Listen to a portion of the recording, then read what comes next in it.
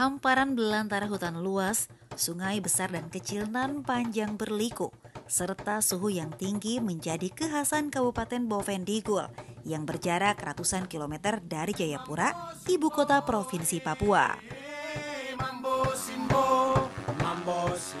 Diperlukan waktu 1 jam menggunakan pesawat ATR untuk tiba di Tanah Merah, ibu kota Bovendigul, kabupaten yang luas wilayahnya melebihi Provinsi Banten ini. Dahulu karena letaknya yang demikian terpencil, Bovendigul sempat dijadikan sebagai tempat pengasingan bagi tokoh-tokoh pejuang kemerdekaan Republik Indonesia pada era pemerintahan kolonial Belanda.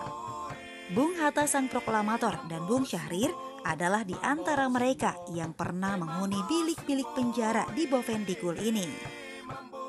Kini wajah Bovendigul tentu sudah banyak berubah. Sedikit demi sedikit, geliat roda pembangunan sudah bisa dirasakan masyarakat setempat.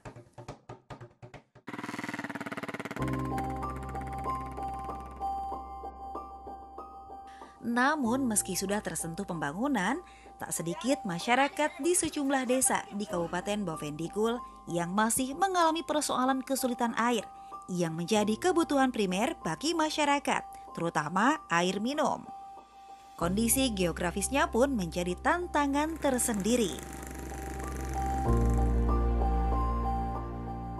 Kabupaten yang terletak di selatan Papua ini merupakan satu dari sejumlah kabupaten di Indonesia yang ditetapkan sebagai prioritas pencegahan stunting oleh pemerintah pada tahun 2018 lalu. Hal ini dikarenakan masih adanya masyarakat yang kesulitan untuk mendapatkan air bersih di sekitar daerah Kabupaten Bovendigul ini. Hal itu jugalah yang membuat Kementerian PUPR turun langsung dalam mengatasi masalah ini dengan program Spam Perdesaan Padat Karya. Selain faktor keterbatasan pengetahuan, ekonomi, serta degradasi lingkungan, faktor minimnya akses pada ketersediaan dan kualitas air minum yang berkelanjutan adalah persoalan paling pokok yang dapat memicu buruknya asupan gizi yang berdampak risiko stunting. Tak dapat disangkal bahwa air adalah sumber kehidupan. Namun di satu sisi, kenyataan bahwa letak pemukiman masyarakat yang jauh dari sumber mata air baku, ditambah lagi curah hujan yang tak menentu, kerap menjadi kendala serius yang dihadapi masyarakat kawasan pedesaan dalam mendapatkan air minum yang aman dikonsumsi. Ya, jadi kita dulu tuh kita timba air di jurang, di sumur. Kita turun sekitar paling kurang 1 sampai setengah kilo, 1,5 kilo begitu. Kita turun ke jurang, ambil air, timba pakai jerken, bawa naik ke rumah. Jadi setiap harinya seperti itu. Karena kondisi tempat kita karena bukit, maka kesulitan. Memangnya biasanya airnya jauh, kita timba di hutan begitu, baru biasa timba baratan sih. Karena biasa pulang balik, mungkin 2 kali angkat air dari sumur ke sini, balik.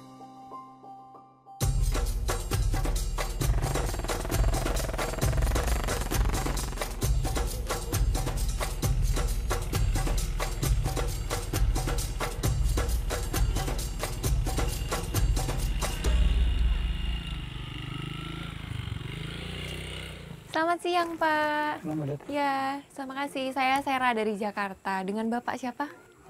Bakat.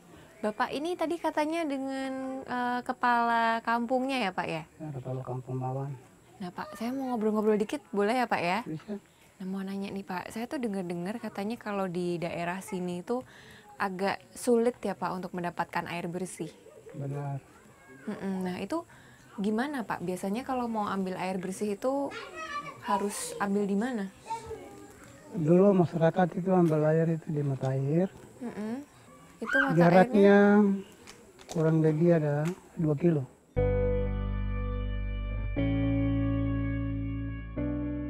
Kebutuhan akan air sebagai penopang kehidupan manusia memang sangatlah krusial, mengingat dampaknya yang besar bagi kualitas kehidupan dan masa depan masyarakat itu sendiri.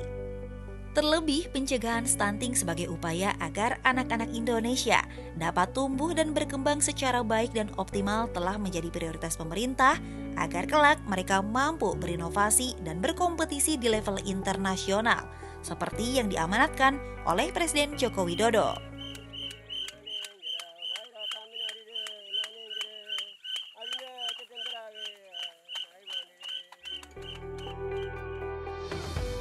Kondisi ini pula lah yang kemudian mendorong Kementerian Pekerjaan Umum dan Perumahan Rakyat, Direktorat Jenderal Cipta Karya, turun langsung membantu masyarakat dengan menginisiasi program sistem penyediaan air minum Perdesaan Padat Karya. Sebuah program dengan tujuan untuk menyediakan sarana penyediaan air minum yang terjangkau dan berkualitas bagi masyarakat yang belum memiliki akses air minum yang aman.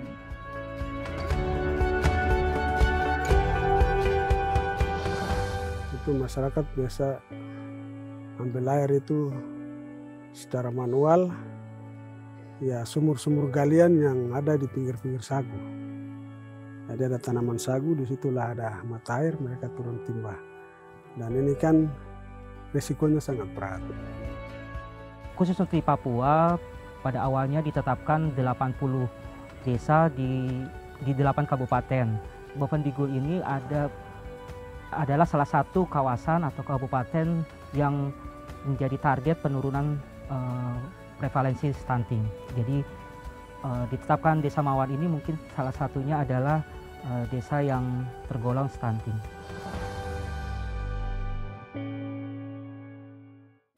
Direktorat Pengembangan Sistem Penyediaan Air Minum di bawah Direktorat Jenderal Cipta Karya Kementerian PUPR mempunyai tugas pembinaan dan pengembangan sistem penyediaan air minum.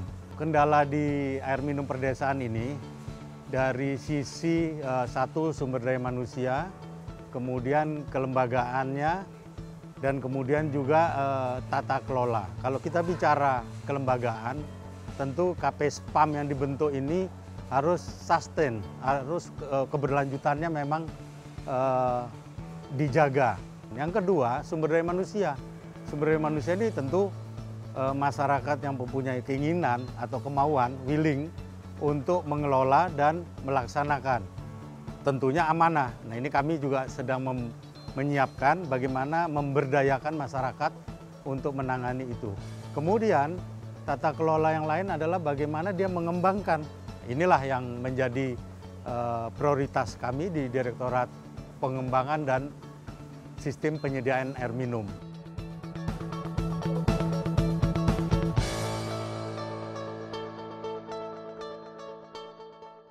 Kita menerima masukan-masukan dari masyarakat apa yang akan dibangun.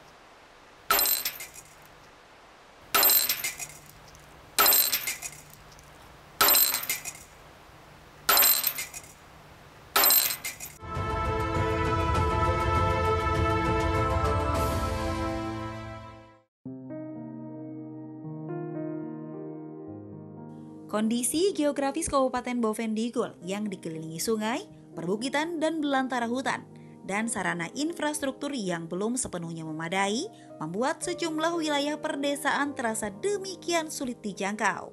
Terlebih ketika curah hujan tinggi yang membuat akses jalan tanah berwarna merah semakin sulit dilalui.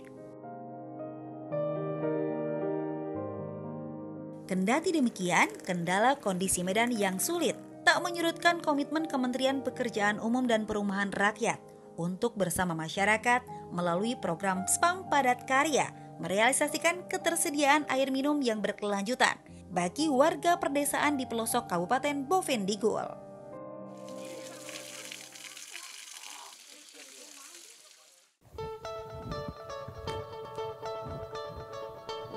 Dalam merealisasikan program SPAM Pedesaan Padat Karya tentu bukan perkara mudah.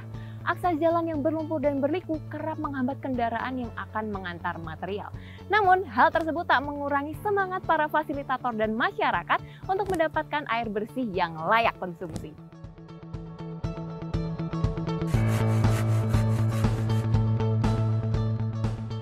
Tumbuhnya sikap partisipatif yang ditopang kemampuan masyarakat dalam membangun sarana penampungan air hujan ini menjadi komponen vital dalam keberhasilan kegiatan SPAM Perdesaan Padat Karya di Bovendigul, mulai dari proses perencanaan, pelaksanaan, pemanfaatan, bahkan hingga pemeliharaan sarana tersebut.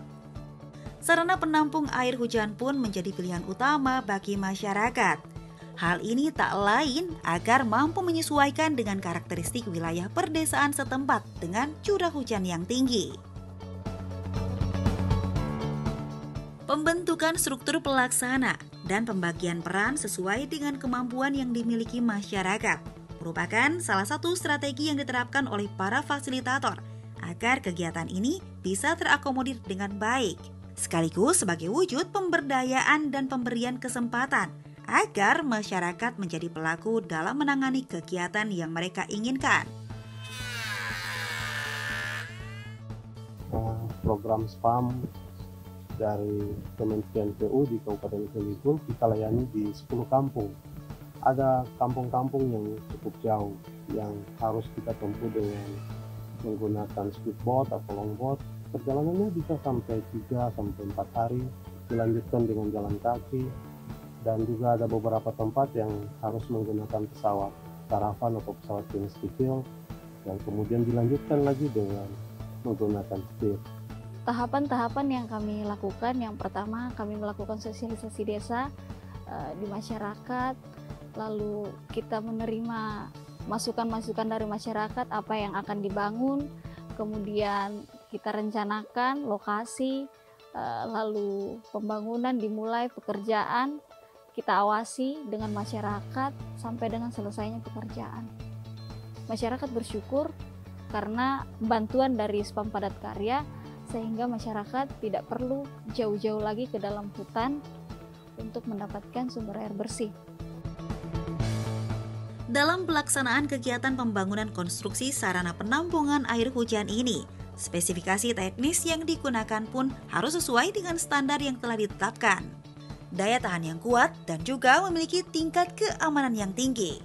Sarana yang terbangun juga harus bisa dikembangkan hingga mencapai 100% masyarakat terlayani terkait ketersediaan sumber air dan jaringan layanan.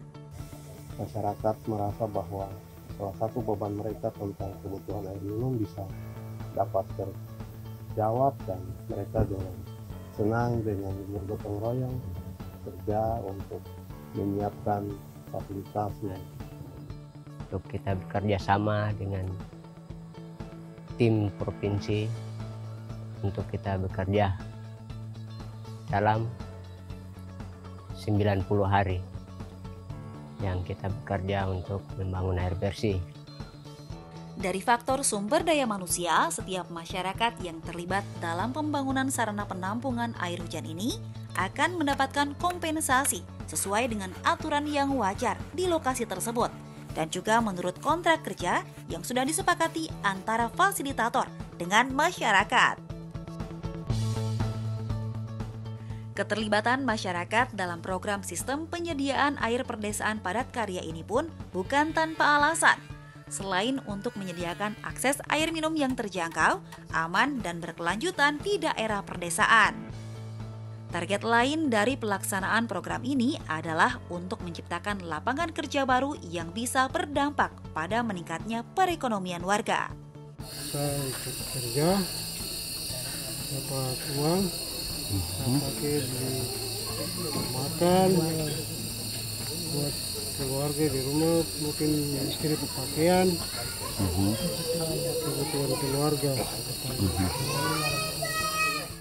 SPAM Padat Karya ini tentu kita mengerjakannya tidak kontraktual. Jadi pekerjaan itu diberikan kepada masyarakat, masyarakat nanti yang melaksanakan termasuk dari merencanakan kita dampingi, kemudian melaksanakan dan mengoperasikannya. Dari pelaksanaan ini tentu masyarakat juga mengerjakan konstruksi. dapat biaya untuk bekerja sebagai pelaksana. Padat karya ini tentu murni untuk masyarakat dan ini untuk menghasilkan income dalam tempo waktu tertentu selama proyek itu berlangsung.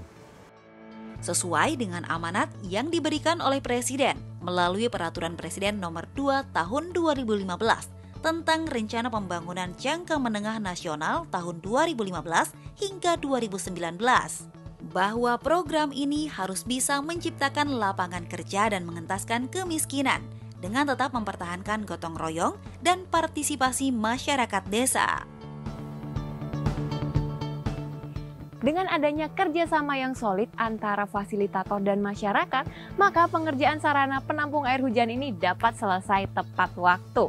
Melalui sarana ini, masyarakat tak perlu lagi menempuh resiko berjalan jauh menembus belantara hutan demi mendapatkan air untuk kebutuhan sehari-hari.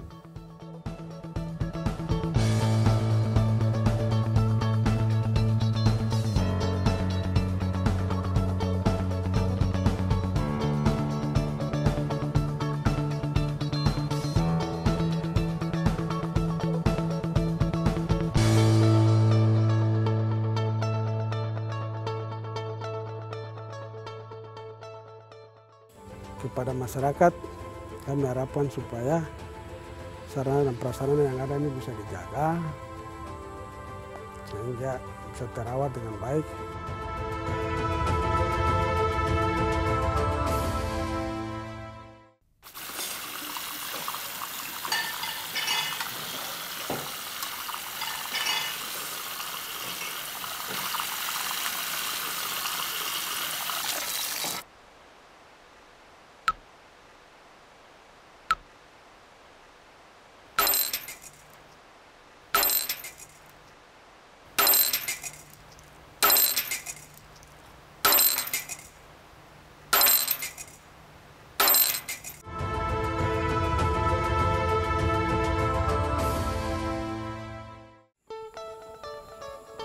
Selain akses untuk mendapatkan air bersih dan layak konsumsi, manfaat lain yang ingin diberikan oleh Kementerian PUPR adalah untuk meningkatkan derajat masyarakat dari segi ekonomi.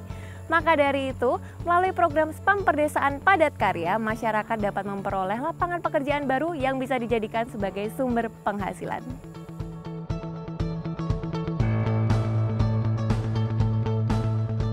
Sudah bukan merupakan rahasia jika bumi Cendrawasih menyimpan banyak potensi keekonomian. Tanahnya yang subur, curah hujan yang tinggi, sinar matahari yang cukup sepanjang tahun, sangatlah ideal untuk pengembangan berbagai komoditas tanaman industri, kehutanan, hortikultura, maupun untuk tanaman pangan. Namun masih terbatasnya informasi, sarana dan prasarana yang tersedia membuat masyarakat setempat masih butuh upaya ekstra dan waktu agar mampu optimal dalam mendongkrak perekonomian mereka di wilayah terpencil. Pekerjaan ini kita kerja tidak sampai berminggu juga. Pekerjaan ini cuma kita kerja 1 minggu 4 hari. Di situ saya sudah dapat dari situ, saya sudah meningkatkan ekonomi atau kebutuhan. Beli alat atau maksudnya alat pakai saya. Itu alat sensor, alat motor darat. Ya, jadi saya sudah rasa memiliki dari program ini. Dengan adanya program ini, saya sudah bisa melengkapi kebutuhan hidup rumah tangga saya. Rona optimisme terpancar dari wajah masyarakat yang ikut berpartisipasi dan merasakan dampak dari program ini. Seiring target yang diusung program sistem penyediaan air minum perdesaan padat karya, yakni di samping meningkatkan akses air minum aman di wilayah perdesaan, sekaligus pula meningkatkan pendapatan masyarakat berpenghasilan rendah.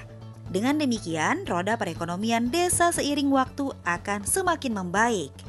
Kita rasa lega, airnya juga sehat, terutama yang selalu kita mengalami kan keluarga, kebutuhan kami keluarga. Betul. Sering kita mengambil air itu lebih jauh. Iya. Kita pakai pikul lagi. Kita pakai pikul peralatan pergi nyuci. Tapi sekarang kan kita bisa manfaat air kami itu dalam rumah. Kita merasa bersyukur sekali dari kami, terutama kami yang pihak ibu-ibu. Karena mungkin adanya program ini kami bisa bersyukur karena kita sudah capek ke hutan, turun naik hutan. Maka dengan program ini kami bisa rasakan bahwa oh benar, ini sangat syukur karena kita bisa rasakan air bersih ini. Cuci juga lebih dekat lagi, mandi sama saya dekat, sudah lebih enak kan. Bangunan yang dibangun ini bukan untuk orang lain, untuk kami. Untuk masalah uang besok sudah habis. Sedang bangunan yang dibangun ini untuk kami, untuk ya seperti itu.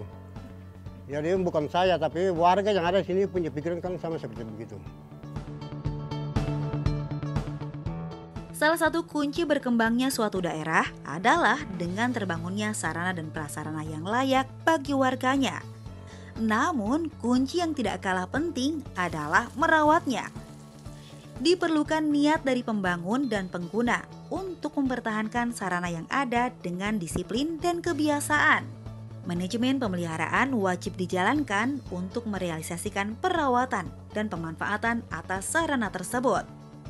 Kepada masyarakat, kami harapkan supaya sarana dan prasarana yang ada ini bisa dijaga sehingga bisa terawat dengan baik dan dipelihara sehingga bisa digunakan lama dan bisa bermanfaat untuk mereka.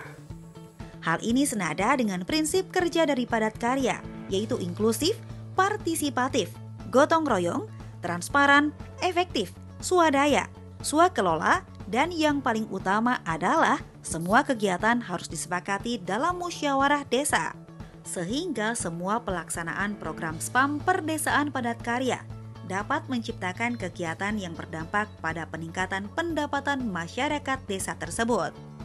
Program SPAM Perdesaan Padat Karya ini pada intinya melibatkan masyarakat sebagai pelaku pembangunan, namun pada pelaksanaannya melibatkan fasilitator masyarakat dalam penentuan pemilihan opsi teknologi sistem penyediaan air minum yang layak dan cocok untuk suatu desa. Harapan saya semoga unit penampungan air hujan di Desa Mawan dapat dikelola dengan baik dan dapat memenuhi kebutuhan masyarakat sebagai sarana penyediaan air minum yang layak dan semoga bisa bermanfaat bagi masyarakat. Sementara untuk tim yang membantu, kami juga mengucapkan terima kasih karena mereka telah berusaha payah dengan kondisi yang ada. Transportasi jalan, kemudian sungai yang terbatas, mereka bisa berusaha sampai di sana dan bisa terbangun. Maka saya secara pribadi maupun pemerintah daerah menyampaikan terima kasih kepada tim yang bekerja ini.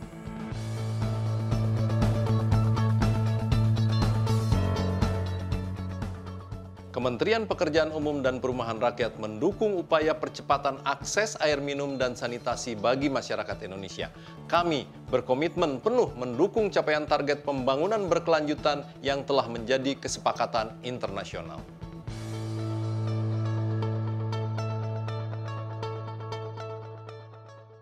Program SPAM Perdesaan Padat Karya yang digagas oleh Kementerian PUPR terbukti sangat membantu masyarakat. Seperti yang dirasakan oleh warga Desa Mawan, Aroa juga Desa Ujung yang terletak di Kabupaten Bovendigul ini. Pembangunan infrastrukturnya yang memanfaatkan sumber daya alam, mengurangi tingkat pengangguran dengan menciptakan lapangan kerja baru, serta mengurangi angka stunting merupakan bukti nyata suksesnya program SPAM Perdesaan Padat Karya. Kalau begitu saya Serafina serta seluruh kru yang bertugas pamit undur diri dari hadapan Anda. Sampai jumpa lagi di episode selanjutnya. Inilah Cipta Karyaku untuk Indonesia. Salam jelajah!